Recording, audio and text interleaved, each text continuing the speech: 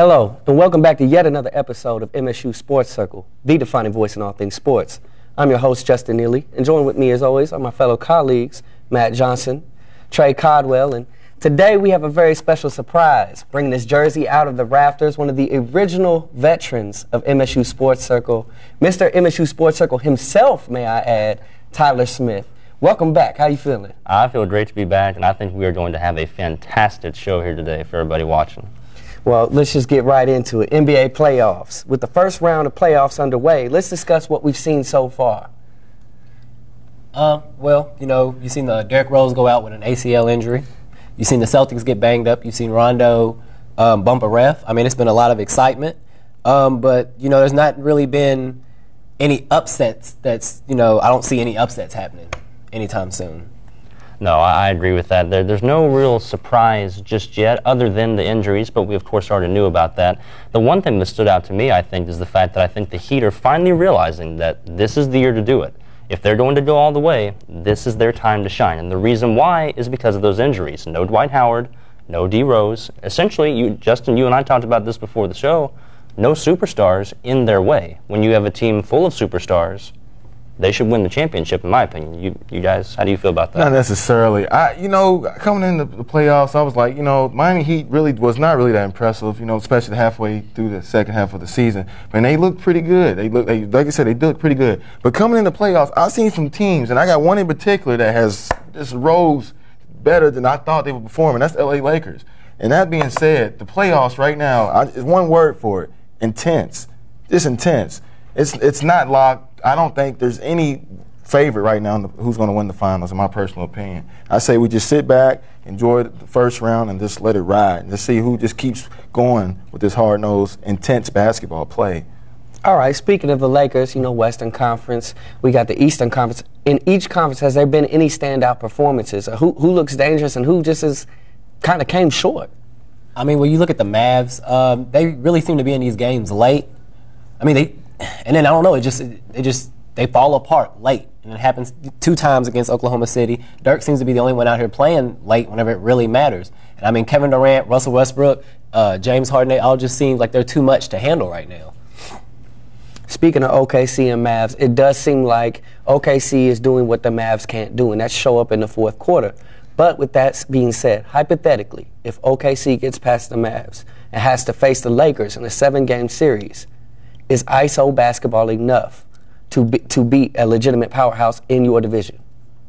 Right now, I'm going to say no, and the reason why is I don't know if the duo of Batman and Robin of Kevin Durant and Russell Westbrook can take them in a 7-game series against a team that has proven themselves year in, year out, and it's really hard to go against a player like Kobe.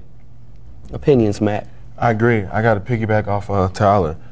Well, how the Lakers are playing, I'm on their bandwagon right now. Andrew Bynum, the triple-double, did we see that Sunday? Fellas, that was unbelievable. I don't know where this juice of youth come from for the Lakers, but what they're doing right now is just phenomenal. And the Thunder, they have a rude awakening if they do match up with them in the second round.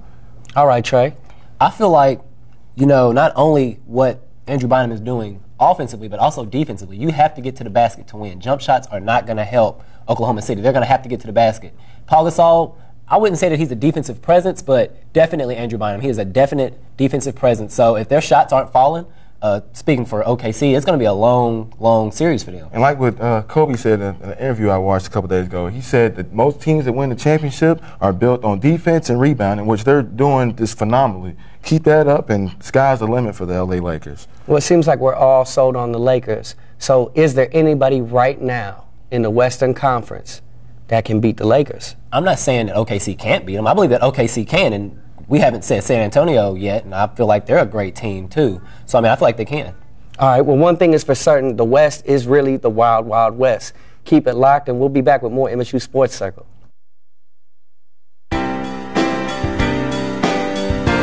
Hear Me Roar is a show about the real-life experiences and personal stories of women in today's world.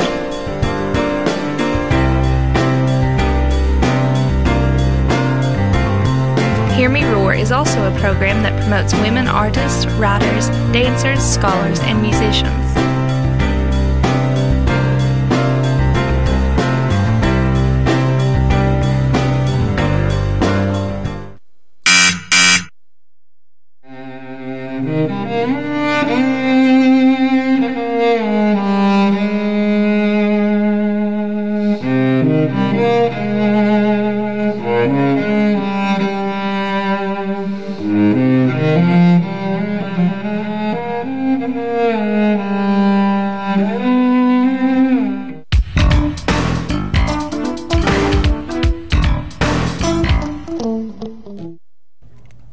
Continuing our NBA discussion, one term comes to mind.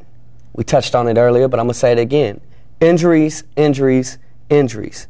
Iman Shumpert, Derrick Rose, and now Amari caught leaving innocently after punching the glass case around a fire extinguisher. What exactly is going on? Well, one thing that I'd like to talk about first and foremost, the two injuries that struck me was, of course, Derrick Rose with the ACL tear, and then Amari Stoudemire, like you mentioned, ignorantly punching a fire glass case. Amari, if I may for a second, take it out on the court. Take it out on the stat line, not to dig yourself in a further hole, my friend. That's not what you need to do. And my point is, that injury was 110% avoidable. Now, I know you had a good game. You had 18 points, 7 rebounds. I know you lost. I know it's the Heat. I know it's the playoffs. Things are intense. But save that for the court.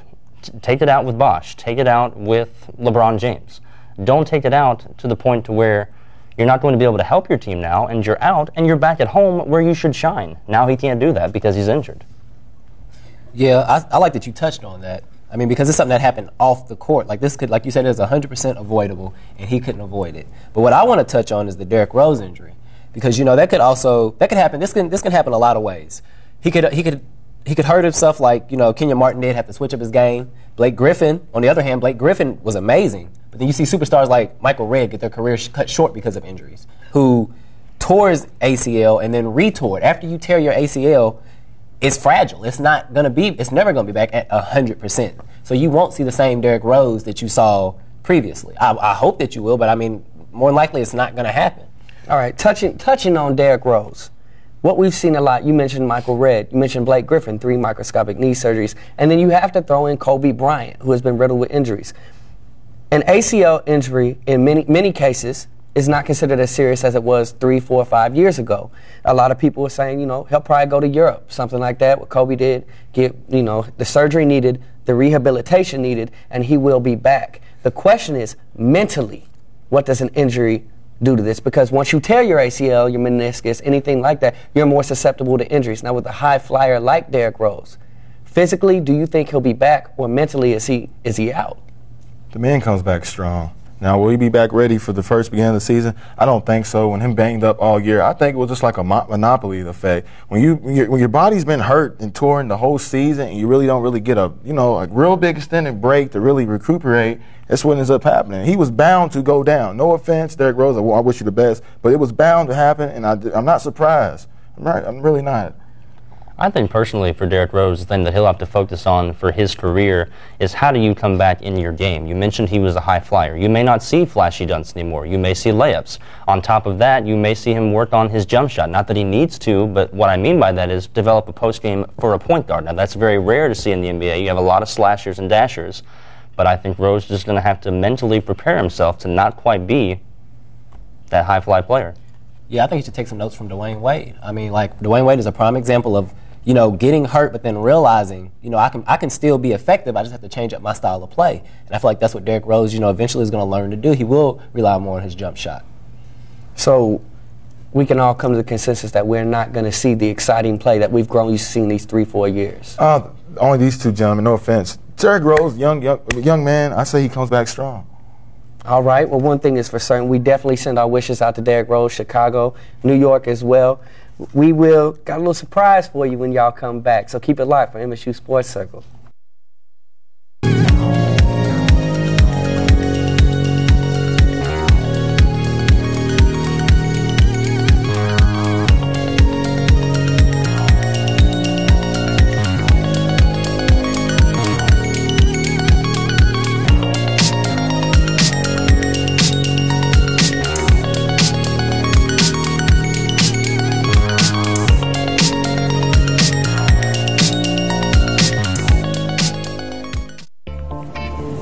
What's wrong, dude? Second guessing that cheeseburger?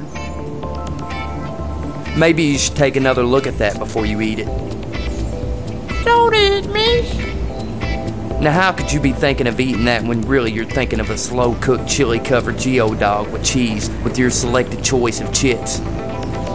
Throw that thing away. Located on the first floor behind the elevator. What about me?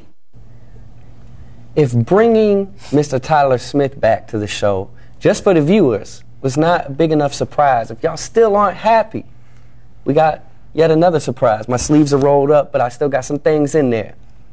For the first time ever, under my watch, Sports Circle is going to discuss NHL. That's right, hockey. Fellas, we are in the second round of the NHL playoffs. Can we get a recap? Absolutely. Right now, the playoffs are in full swing. They're chasing that ever-elusive Stanley Cup to hoist at the end of the season. A team that I'd like to talk about, and I'm glad that you touched upon, is the LA Kings. They are a Cinderella-esque kind of team right now, an 8th seed. They beat the number 1 seed Vancouver Canucks. Not a lot of people saw that happening. I certainly didn't see it happening. But for me, I think the one thing that's clicking for the Kings right now to making them that Cinderella team is they're doing the simple things. They're not flashy with the puck. They're scoring when they need to. They're playing very good defense. And one thing I'd like to note, they're scoring against the St. Louis Blues team that had the best defense in the league this year, only allowed 165 goals for the season. So for them, they're doing what they need to do all over. They have guys like Ans Kopitar, who had 2 key goals in that game too. I really think that the goalie Jonathan Quick has been a big key to their success. He's averaging 31 saves a game at 95%. 95% saving those pucks from being goals. That's why the LA Kings are having success. Can I read something off my stat sheet real quick? Go ahead. The LA Kings, during the regular season, they were second to last in scoring. They scored 5 first-quarter goals and have only allowed 3 total goals overall. So to piggyback off Jonathan Quick, he is amazing. He is establishing himself as one of the best in the NHL, and he will be a dominant force. All right, moving on. Can we talk about the Capitals taking Game 2 to even the series, and after they thwart the Rangers, specifically Alex Ovechkin? I mean, can we talk about his performance real quick? Of course you can. Alex Ovechkin is arguably one of the best players in the NHL. 1 and 2 there with Sid the Kid Crosby. This is a player that you can't even afford to let get lukewarm. You can't put him in the microwave, can't set him to popcorn, can't let him even get close to hot. And the Rangers did that. When you do that, you're going to lose every time. But I think for the Rangers, in Game 1, they had a situation where they shut Ovechkin down. They got their guys going, they scored, had the sensational rookie Chris Kreider that got going out of Boston College. He's been a big help. But in Game 2, they just weren't there, and Ovechkin took over. I mean, yeah, but not only that. I mean, if you look at Marian Gaborik for the Rangers, he averages, 4 shots a game? In the playoffs, he's averaging 2. I mean, he's not scoring, he's not looking to score. He's not really effective. He's not there. He's kind of non-existent, if you will. And I mean, I feel like that's what's hurting the Rangers. Yes, Ovechkin is doing a great job, but I mean, you can't give him all the credit to this. I feel like the Rangers are kind of hurting themselves. Okay, so Matt, how does that take a toll on the team physically and mentally when your offensive force, per se, is not taking the shots, A, he takes, not making the shots, B, that he makes? That pretty much breaks you down. You said he's the leader of the team. It's like you have to, are you the leader or are you just a role player? I mean, which one is it? That's what I say as a coach. And I'm like, are you going to score or are you just going to sit back and just watch? Because if not, we don't need you on this ice. Is this scary type mentality bound to trickle down to his other teammates? It's going to have to. I say it's going to have to. Well, it's not looking good. A lot of people, one argument I want to touch on is instead of giving credit, you know, to the Capitals, a lot of people are saying the Rangers lost it as opposed to the Capitals won it. What are y'all's opinions? I would agree with those that say that for the simple fact that they did make some mistakes. Like Trey talked about, one of their stars, Gaborik, was not able to score, had some mental mistakes here and there. The rookie was not quite where he needed to be. I think with that said, they did end up essentially, I don't want to say that they handed the game to the Capitals, because I don't want to take away from what they did and what Ovechkin did, but in a way, they kind of tripped up on that one. I feel like they tripped up. You know, the Capitals played great, but I mean, you look at the Rangers, they had 2 late penalties in the third quarter, and I mean that hurt them. Like, and you're beating yourself. You're not necessarily getting beat. You're doing this to yourself, and that's what you need to stop doing that. Okay, my question for the entire panel: with Alex Ovechkin getting hot, is he unstoppable now? I mean, it's already proven that he's dangerous. Now is he unstoppable? Oh, yeah. I feel like whenever you have the skill and you have the confidence to match that skill, it's crazy. If the Rangers don't pull him down, absolutely. Confidence is the key, and he has that. He won't be stopped. So overall, Alex Ovechkin, for lack of a better terms, is a juggernaut. We'll see how this plays out. When we return, we'll have the MLB section. Do you need a way to find new music? Tune in to WPRC.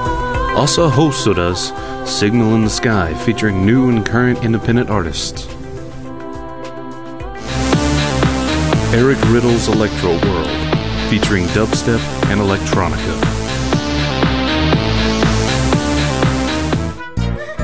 Tanner Boyd's Laugh, a great comedy show, full of laughs and gags. Derek Moore's Moorhead Metal Vault, a headbanger's delight, loud and in your face. Tyler Mullen's Bluegrass Connection, a classic experience and instrumental tradition. WPRC, great radio-style entertainment. Tune into the show, broadcasting on Channel 77 starting at 6 p.m. Also, check us out on Facebook. This MLB season has been nothing short of record-breaking, amazing, and the excitement has yet to stop. Tyler, can you start us off? What exactly is going on right now? Absolutely. A very exciting thing happened over the weekend. Matter of fact, on Monday, let me correct myself, Ryan Braun, outfielder for the Milwaukee Brewers, hit not one, not two, but three, count them, 3 home runs at a very spacious Petco Park. I say spacious because left field, fellas, 367. Center field, 396. Right field, 382. The alleyways in between left and right, both 400 feet. One of the deepest parts in the majors. And Braun made that his launching pad, basically, on Monday. I was excited to see that, and I think a lot of fans were excited to see that. But one thing I'll touch on real quick, and I'll see how you guys feel about this, he's doing it amongst a sea of boos. Because right now, this is a man who technically, had he not, passed that test for the steroids, I think he'd be serving a 50-game suspension right now. But he beat the system, and he's playing. And a lot of fans are not happy about that. I mean, I feel like if you pass the test, you should be able to play. And that's honestly how I feel about it. And, to touch on the original topic, what do you think is more impressive, his 3 home runs or his career-high 6 RBIs? I mean, he's doing this with people on base. So he's not just hitting solo home runs. He's bringing people home, and, he's running up the score for his team. Absolutely. And to piggyback off of that point, I'm glad that you brought that up, because one thing that I think people let fall through the leeway there is Ryan Braun is a guy that's been very productive for the Brewers since his rookie year. He's been hot for a long time now. And to be honest, there have been even times where his bat's more productive than Prince Fielder, who just signed a bid contract with Detroit, as you all very well know. So why do you feel like he's not getting any credit? I think right now for Braun, I really think it's the whole steroid cloud that's hanging over his head. Whenever that happens to any player, it makes you sit back and think, whoa, well, is that why he's had so much success? How long has this been going on? And is it something that we should expect from Ryan Braun in the future? See, I feel like personally, that was his spotlight. Like that was his motivation. Like, okay, this is what people are going to know me for. No, I'm going to come out and I'm going to show out and I'm going to let everybody know my name and I'm going to use this as motivation. And I feel like that's what it's using for. I feel like, at first everybody thought that this was going to hurt him or, hurt his accreditation, but I feel like it's helped him. It's helped him become a better player. Do you think that, we'll call it the controversy, a lot say you either rise or you fall. Clearly, he's shown us he rose. How has his team taken? A lot of times it's not about just one player. Controversies tend to, either boost or poison the entire program. How are the other players, in y'all's opinion, reacting to this? How are they responding? Well, I feel like, at first I think it might have created a divide in the locker room. But I mean, you can't hate somebody who's going out here and doing this day in and day out. I feel like 6 RBIs, 3 homers in a game, and he's doing it to the deepest part of the field. I mean, like, to one of the deepest parts of the field. I feel like everybody on his team has to be motivated. You have to love him. Who cares? I'm just like, who cares? When you start winning, the controversy moves away. Right. All the side notes, who cares? One thing is for certain, they definitely are hot. They are working together as one cohesive unit, and their leader is on fire. Now let's move on to Darvish, who won his 3rd straight start. Tyler, is this something that's here to stay? Is this consistent play? I think right now, absolutely, consistent. However, it's here today, gone tomorrow in the pitcher's world anymore. So I think time will tell on Darvish. But right now, he's hot. Yeah, and something else about Darvish. I feel like, the Rangers provide a lot of runs for him. I'm not taking anything away from him. I'm not taking anything away from any of the pitchers that pitch for the Rangers. I'm just saying that helps, where, you can give up 3 runs, and if your team's averaging 8 or 9 runs a game, I mean, that helps you out a lot as a pitcher. Well, we'll definitely see if this is something that's here to stay. When we return, we will hit y'all with MSU Weekly Recap, and this week's is definitely going to be nothing less than amazing. So keep it locked. Please don't throw that trash on the ground. I know someone is watching you now. Recycle man, recycle man. Please take care of all your waste in a responsible way. Recycle. The Morehead State University Space Science Center has been established to provide a research and educational facility with state-of-the-art laboratories for undergraduate students in space science. The Star Theater located inside functions as a classroom and public entertainment room featuring laser light shows and 3D movies. To contact the Space Science Center, call 606-783-2381. For events in the Star Theater, call 606-783-9593. It is now time for MSU's Weekly Recap. Usually, we talk about sports that are currently going on, players who, have earned the right to be, a little bit ahead of the rest. But today, we want to bid farewell to Morehead State's men's basketball coach, Donnie Tyndall. He has resigned his position after 6 seasons to take the job at the University of South Mississippi. What does this mean for the university, and can we get a recap of the good history that he's leaving here at Morehead State? Phenomenal, just phenomenal. It's look at the man's records. It's just over 500% winning. 2 tournament appearances. He upset University of Louisville a year ago. Just phenomenal. But I don't. MSU, do not be upset with me. I seen it coming. I really did. I said if he can get to the tournament at least 2 times in just the next about 5 seasons, which he's already done, he will get promoted to a bigger school, which he showed that he can do it. Wish him the best. MSU, I don't know where we go personally about if we let assistants step up the bat or go for another school's coach, or I really can't say.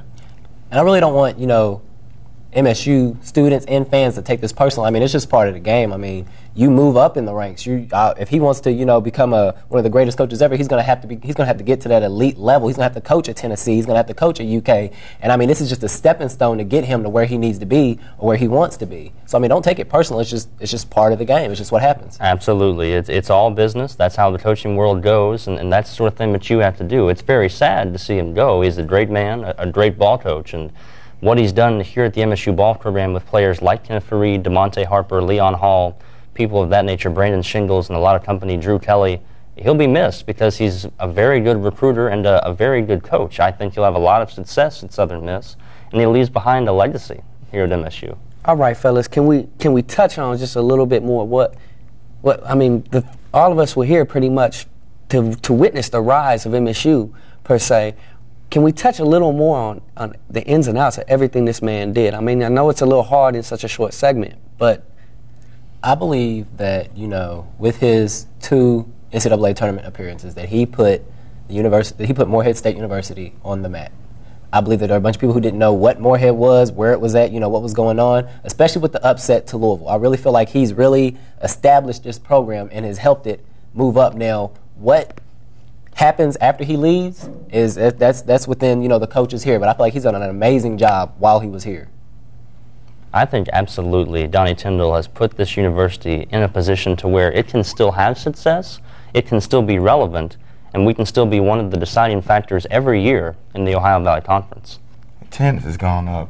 He's brought a spark to this program that we've never seen. No offense to the past former coaches, but who, like you said, Trey, who knew where this was at? In the middle of mountains in eastern Kentucky. And like I said, I think, me personally, mid-majors are going to, want to maybe start, coaches maybe want to starting off at Morehead and build themselves up just because of what Coach Tyndall did here.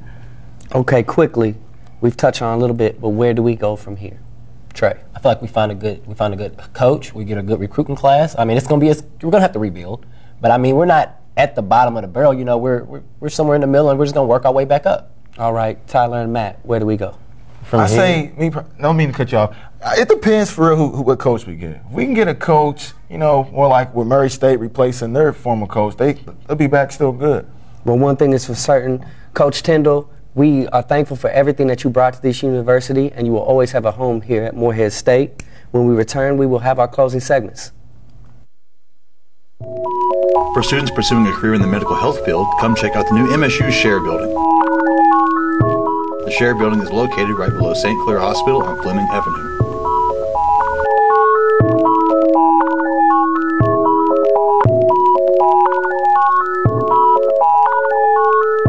This building will offer students the chance to further their understanding of medical health and prepare them for a future with state-of-the-art hands-on classes.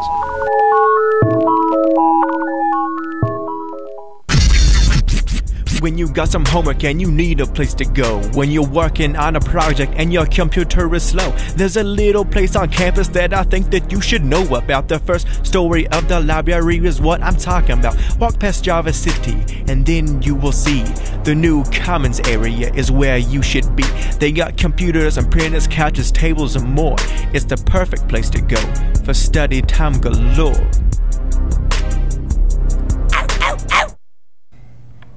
It is now time for closing segments. We're going to stick with the coaching theme we've established. We are witnessing the end of an era. Recently, Coach Pat Summitt announced her retirement due to health complications. What impact did she have on college basketball and college sports? Where do the Lady Vols go from here? It's not about what she did on college sport. It's about what did she do for sports, period. This is a teacher. This is a motivator. One of the greatest sport coaches, period. Not college ball, not women's college ball, sports, period.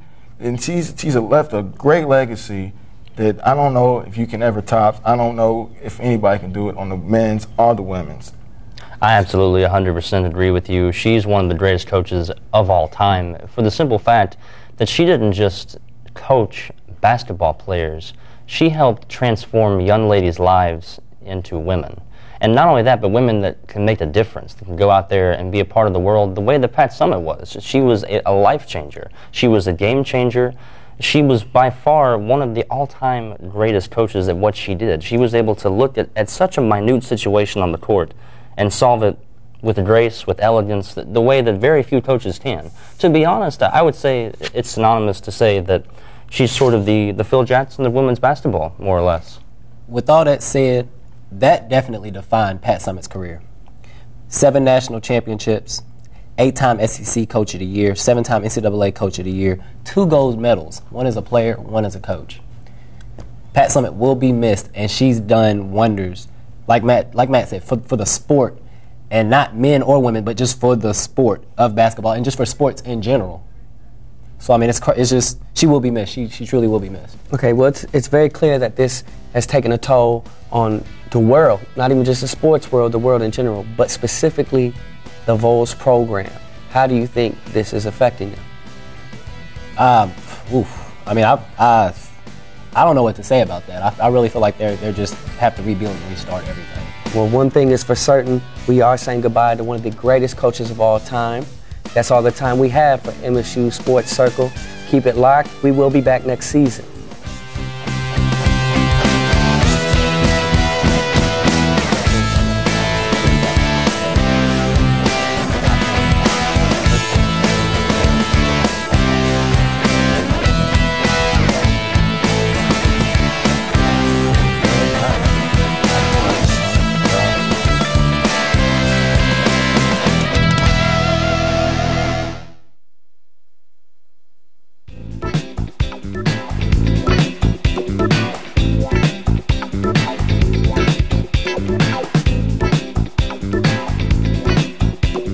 Oh yeah, that's right. Get the good stuff. The Java City on campus has just what you need to get you going. Located on the first floor of the Camden Carroll Library. Bye.